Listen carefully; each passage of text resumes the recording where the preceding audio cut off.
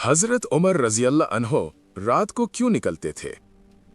हजरत उमर रजी अल्लाह अन्हो रात को सिर्फ चलने नहीं निकलते थे, वो उम्मत का हाल देखने निकलते थे। दिन में जो बात दरबार में ना कही जा सके, रात को वो सच खलीफा खुद सुनना चाहता था। कभी वो बगैर पहचान के लोगों की बातें सुनते कि रियाया हुकूमत के बारे में क्या सोचती है। कभी वो गलियों में रुकते और देखते कि कहीं कोई दरवाजा ऐसा तो नहीं जिसके पीछे भूख छुपी हो। एक रात उन्होंने सुना कि एक शख्स कह रहा है, अगर उमर को पता होता तो हम इस हाल में ना होते।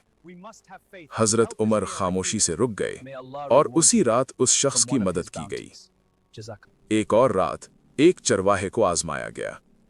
हजरत उमर ने कहा, बकरी बेच दो, मालिक को क्या पता चलेगा। चरवाहा बोला, मालिक ना सही, अल्लाह तो देख रहा है। हजरत उमर की आंखों में आंसू आ गए।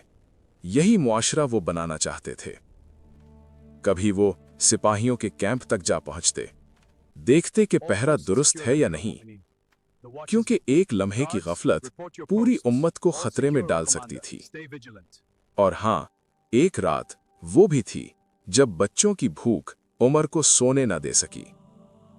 हजरत उमर रजी अल्लाह अन्हो रात को इसलिए निकलते थे क्योंकि वो जानते थे कि एक दिन क़यामत का दिन आएगा।